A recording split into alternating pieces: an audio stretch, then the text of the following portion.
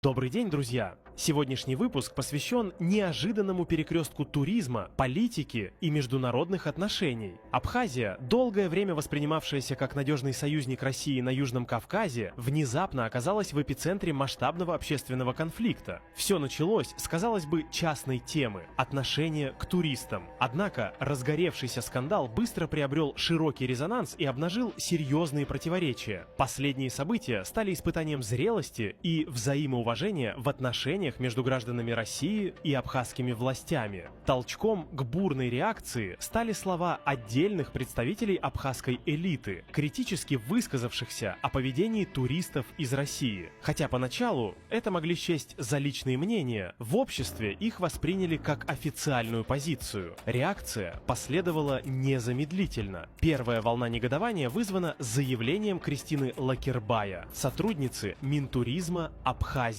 Она публично упрекнула российских туристов в экономической бесполезности, обвинив их в чрезмерной бережливости, питании лапшой и отказе покидать территорию гостиниц. Такие туристы, по ее словам, республике не нужны. Эти слова мгновенно вызвали шквал возмущения в СМИ и социальных сетях. Появились массовые призывы к бойкоту Абхазии. Туристы начали отменять поездки. В сети стали вирусными ролики с критикой чиновницы. Вскоре Лакербая была уволена, но общественное напряжение уже зашкаливало. Вскоре ситуация усугубилась. Глава Абхазского фонда кино Александр Басария заявил, что российские туристы-экономы представляют угрозу и для экономики, и для национальной безопасности республики. Это высказывание вызвало шок даже среди экспертов. Позже Басария извинился, подчеркнув, что его фонд – структура частная и не отражает государственную политику. Тем не менее, ущерб имиджу был нанесен, а общественное мнение увидело в таких словах высокомерие и неблагодарность. На этом фоне в информационное поле начали проникать сигналы из Москвы. По имеющимся данным, в России рассматривают возможность пересмотра механизмов политической и финансовой поддержки Абхазии, включая вопрос признания ее суверенитета. Пока речь не о заявлениях официальных лиц. Но даже подобные намеки выглядят тревожным звоночком для региона, опирающегося на российскую помощь. Добавили масла в огонь и местные блогеры. На фоне оттока туристов они стали публиковать видео с лозунгами «Не приезжайте в Абхазию, езжайте в Сочи, Анапу, Крым». Один популярный видеоблогер с иронией отговаривал от посещения своего поселка, надеясь привлечь к нему внимание. Итог оказался противоположным. Россияне восприняли его всерьез и отвернулись. Российские туристы, уставшие от грубых реплик, стали массово отказываться от поездок в Абхазию. Многие заявили, что больше туда не вернутся, особенно учитывая альтернативные направления внутри самой России, от Черноморья до республик Северного Кавказа.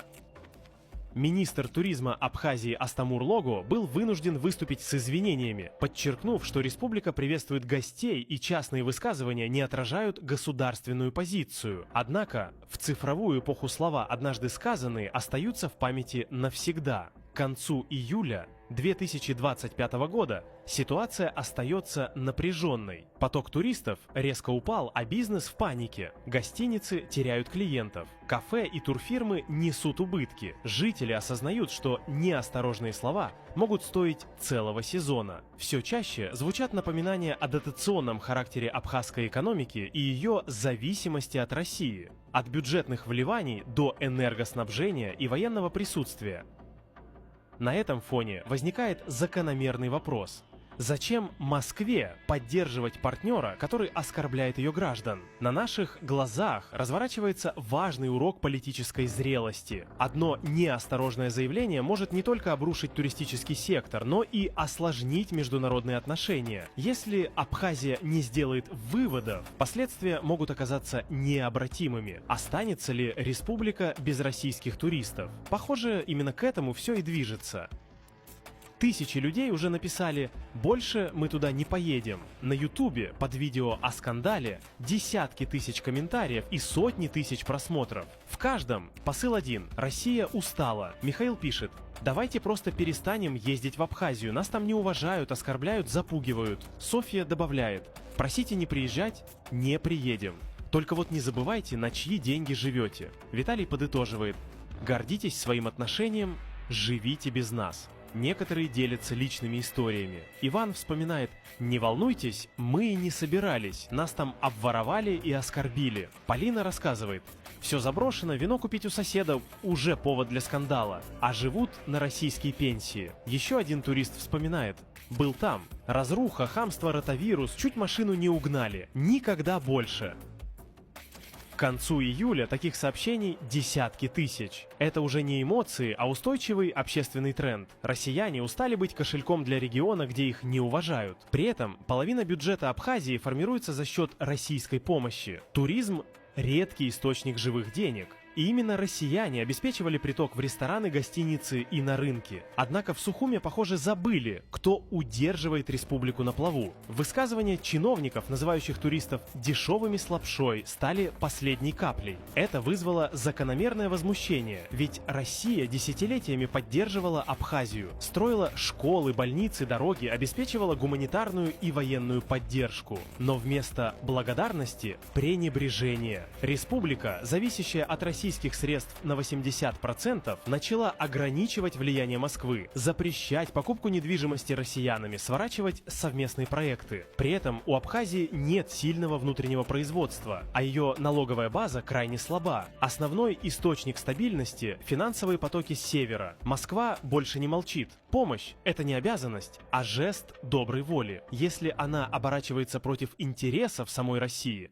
ее можно приостановить. И это уже происходит. Проекты замораживаются, программы сворачиваются, финансирование сокращается. Это прямой сигнал. Нельзя жить за счет России и демонстрировать при этом враждебность. Реакция россиян понятна. Никто не хочет отдыхать в условиях пренебрежения и риска. Если Абхазия не изменит курс, она потеряет не только туристов, но и ключевого партнера. Сокращение финансовой поддержки ощутилось мгновенно. Проблемы с зарплатами, бюджетом, тревожные настроения среди чиновников – все это уже реальность. И в кулуарах власти признают, без России республика не выживет. Перед Абхазией встал серьезный выбор. Либо остаться союзником России и демонстрировать уважение, либо перейти в разряд стран, с которыми Москва будет работать на холодных, прагматичных условиях. Это урок не только для Абхазии, но и для всех, кто привык к российской помощи, не отвечая взаимностью. Москва уже четко дала понять, безусловной поддержки больше не будет. Последние месяцы показали, Кремль готов к пересмотру отношений с теми, кто ведет себя как иждивенец. То, что случилось с Абхазией, тревожный звонок для всех, кто верил в нерушимость союзов.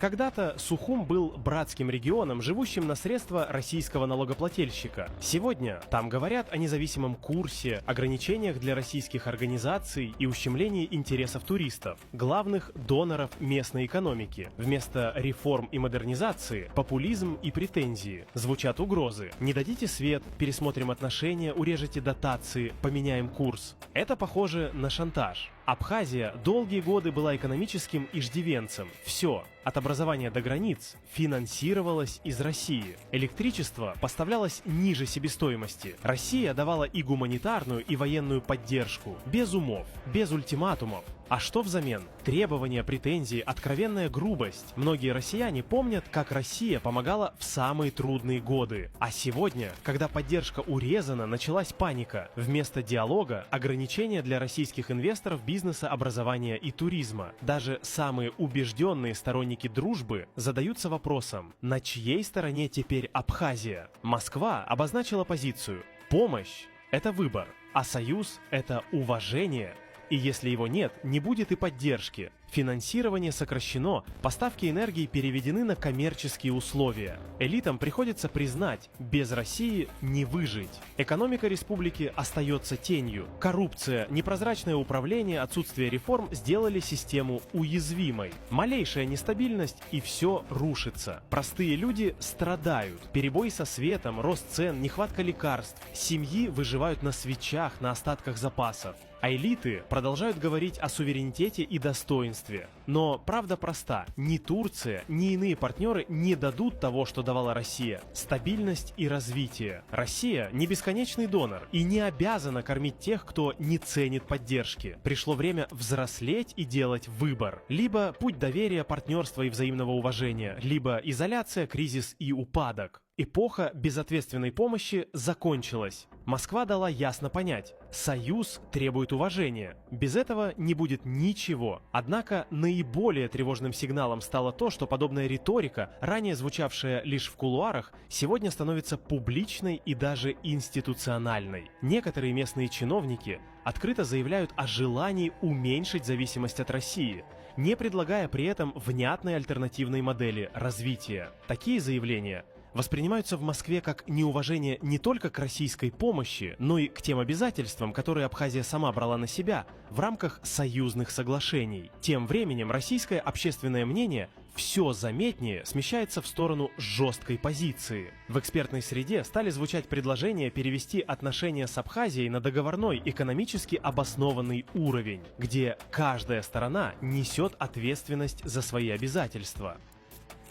Это означает конец эпохи безусловного финансирования и начало более прагматичного курса, с четкими критериями, сроками и отчетностью за каждый вложенный рубль. Поддержка со стороны России всегда строилась на доверии, исторической близости и стремлении к стабильности в регионе. Но сегодня этот фундамент пошатнулся. Инициатива по восстановлению доверия теперь полностью лежит на абхазской стороне. Без решительных шагов, как в публичной риторике, так и в реальных делах, вернуть утраченное будет практически невозможно. Репутационные потери в глазах российского общества уже стали фактом. Абхазия рискует остаться в одиночестве в момент, когда ей больше всего требуется партнерская поддержка. Геополитическая обстановка меняется, международная сцена становится все более напряженной. В этих условиях демонстрация лояльности и взаимопонимания могла бы укрепить позиции республики. Но вместо этого недальновидность, конфликтность и игнорирование очевидных реалий. Осталось только надеяться, что здравый смысл возьмет верх до того, как окно возможностей будет окончательно закрыто. Если вам понравился выпуск, поставьте лайк и подпишитесь. Помните, мы всегда сообщаем раньше и понятнее всех. До следующих выпусков.